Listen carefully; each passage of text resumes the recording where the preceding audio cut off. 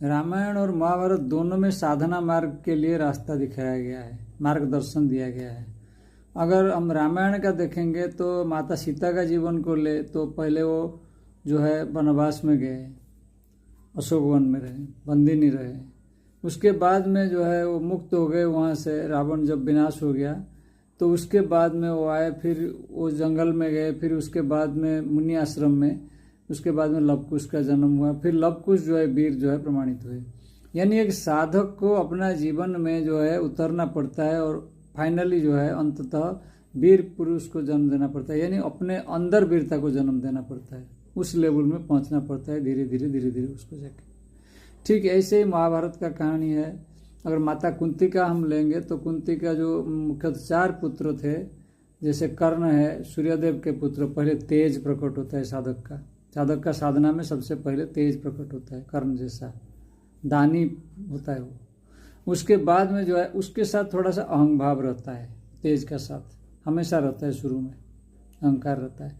उसके बाद में जो है धर्म प्रकट होता है धर्मराज का रूप में, फिर जो है बल प्रकट होता है भीम का रूप में, फिर उसके बाद में जो है कौशल भक्ति, ये सब चीज़ जो है प्रकट होता है।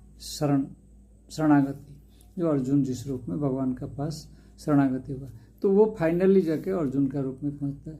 बाकी माद्री का जो पुत्र 2 होते हैं, वो जिसको बोलते हैं नकुल और सहदेव, वो औषधि तत्वों का जो है वर्णन है उसमें, क्योंकि वो जो है उनका जो है पिता जो थे वो थे अश्विनी कुमार, तो स्वर्ग का वैद्य थे।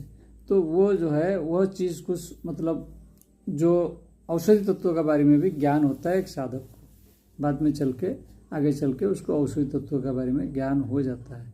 वो औषधि तत्व अलग अलग तरीके से होता है, कहीं सांस का होता है, कहीं आयुर्वेद का होता है, अलग अलग मेथड का, नाड़ी का होता है, विभिन्न तरीके से होता है, जो भी तरीका हो, लेकिन औषधि तत्व होता ही है, क्योंकि क्योर करने के लिए, बॉडी को मेंटेन करने के लिए उसका उपयोग किया जाता है।